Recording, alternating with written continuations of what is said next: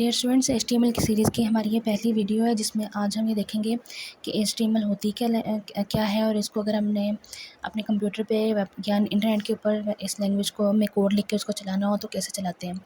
तो सबसे पहले तो ये देख लेते हैं कि HTML है क्या। बेसिकली ये एक सिंपल सी लैंग्वेज है जिसको हम इस्तेमाल करते हैं वेबसाइट्स बनाने के लिए। और HTML जो है हाइपर टेक्स्ट मार्कअप लैंग्वेज है।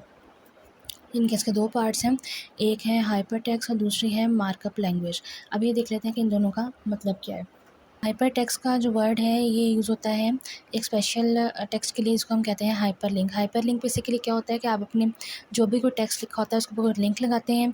ये लिंक क्या करते हैं, बेसिकली आपको वर्ल्ड वाइड वेब के ऊपर यानी कि इंटरनेट के ऊपर एक पेज से दूसरे पेज के ऊपर ले जाने के लिए इस्तेमाल होते हैं। तो बेसिकली हाइपर लिंक्स क्या हैं, ऐसे लिंक्स हैं आपका जो टेक्स्ट है उसके ऊपर ऐसे लिंक लगते हैं जो कि आपको एक पेज से दूसरे पेज पर जाने में हेल्प करते हैं। बिल्कुल वैसे ही जैसे आप यूट्यूब पे किसी भी वीडियो पे क्लिक करते हैं, उसके बाद आप किसी और वीडियो पे क्लिक करते हैं, तो इस तरह से आप एक वीडियो से दूसरे वीडियो पे मूव कर जाते हैं।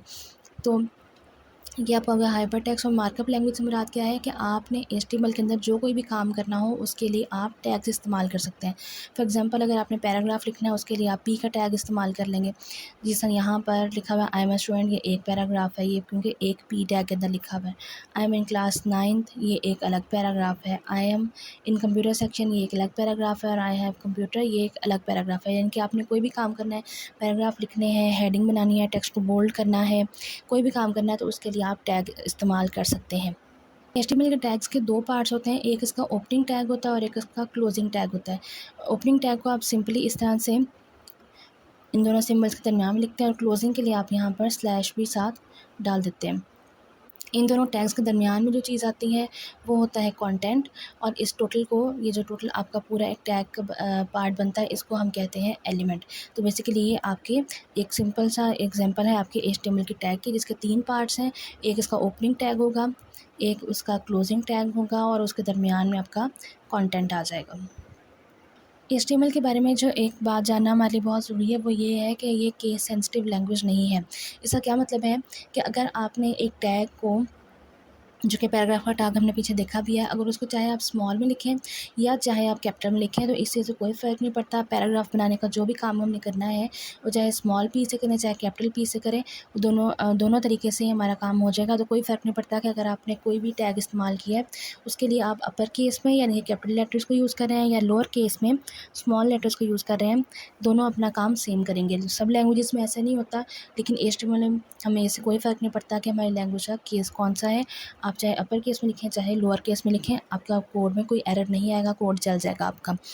नेक्स्ट हम ये देख लेते हैं कि अगर हमने अपना फर्स्ट वेब पेज बनाना हो और उसको दिखाना भी हो, इनके उसका कोड लिखना है और फिर इसको चलाना भी है, तो उसके लिए हमें कौन सा सॉफ्टवेयर यूज़ करना पड़ेगा। तो अगर हम विंडोज़ इस्तेमाल कर रहे हैं, जो कि आमतौर पे हम यूज़ कर रहे होते हैं, तो उसके लिए हम जो सॉफ्टवेयर यूज़ करेंगे वो होगा नोटपैड।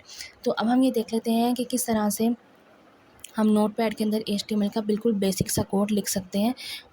अभी हम सिंपल सा HTML का कोड लिखेंगे जिससे कि यहाँ पे इस बॉक्स में दिया गया है, इसको हम राइट करके देखेंगे और देखेंगे कि इसके मुताबिक हमारी ये आउटपुट आती है या नहीं आती, और इसको काम को हम नोटपैड में कर देखेंगे।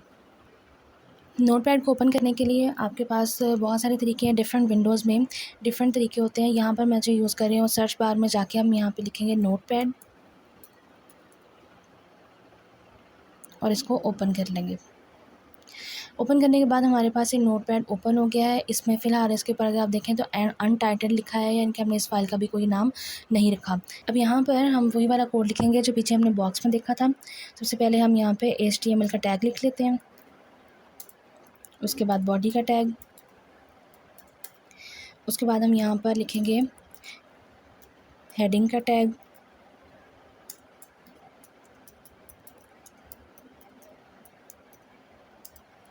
टैग को क्लोज़ कर देंगे। जैसे हमने पहले वहाँ पर देखा था बुक में कि हमारे पास हर टैग के दो पार्ट्स होते हैं, एक स्टार्टिंग और एक क्लोजिंग, और सेंटर में उसका कंटेंट आता है। उसके बाद एक पैराग्राफ लिखेंगे,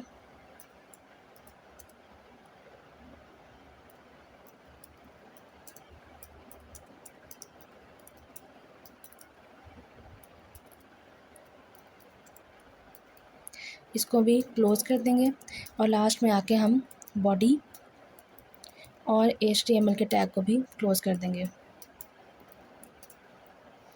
यहाँ पे हमने कोड तो लिख लिया है, लेकिन अभी तक हमने इसको ना कोई नाम दिया है, ना ही इस फ़ाइल को सेव किया है।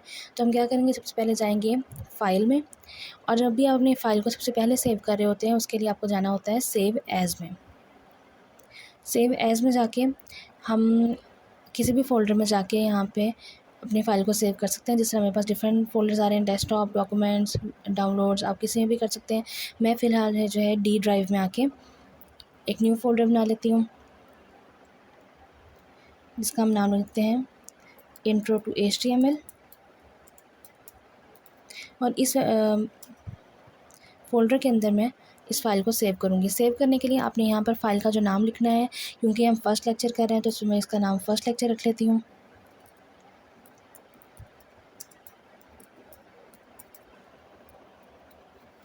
और आगे आपने .html लाजमी लिखना है, ताकि पता चले कि आप ये जो फ़ाइल बना रहे हैं ये HTML की फ़ाइल है। और साथ ही आपने इसको यहाँ पे ऑल फाइल्स पे क्लिक कर देना है। तो इसमें 3 स्टेप्स हैं बेसिकली। आपने पहले अपना फ़ोल्डर चूज़ करना है जहाँ आपने फ़ाइल को सेव करना है, फिर आपने फ़ाइल नेम में आके अपनी फ़ाइल का नाम लिख के आगे .html डालना है, और लास्ट में नीचे आके आपने ऑल फाइल्स को सिलेक्ट करके सेव कर देना है। तो यहाँ आपने नोट किया होगा, यहाँ हमने पहले देखा था अनटाइटल्ड लिखा आ रहा था, लेकिन अब यहाँ पे हमने फ़ाइल का नाम फर्स्ट लेक्चर लिखा है तो वो आ गया।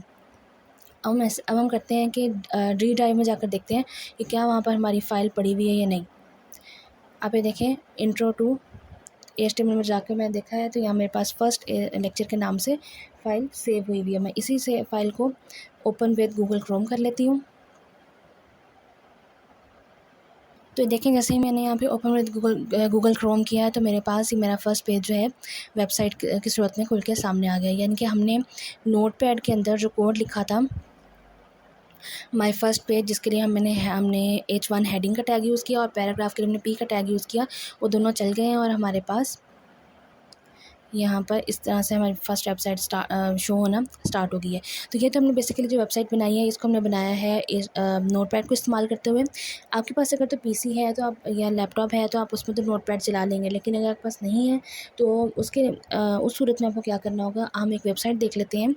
हम सर्च करेंगे www.w3schools.com। ये एक ऐसी वेबसाइट है जो कि आपको हेल्प करती है कि आप इसमें यहाँ पर जाके बहुत सारी प्रोग्रामिंग लैंग्वेजेस को सीख भी सकते हैं और उनका कोड चलाकर भी देख सकते हैं।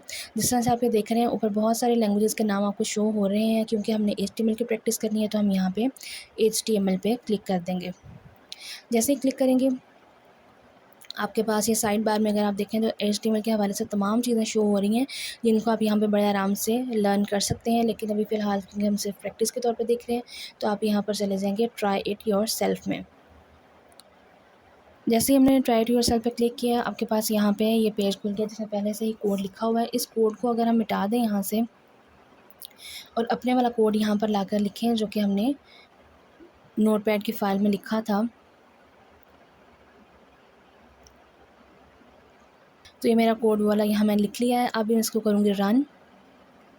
तो देखिए कि वही कोड जो वही आउटपुट जो कि मुझे यहाँ पर इस पेज में शो हुई थी, एग्जैक्टली वही यहाँ पर शो हो गई है। इसका मतलब ये है कि हमारे पास जो भी हम लोग अपनी कोडिंग यहाँ पे करना चाहते हैं, अगर आपके पास घर में लैपटॉप या फिर कंप्यूटर नहीं है तो आप बहुत आराम से यहाँ पर भी कोडिंग कर सकते हैं।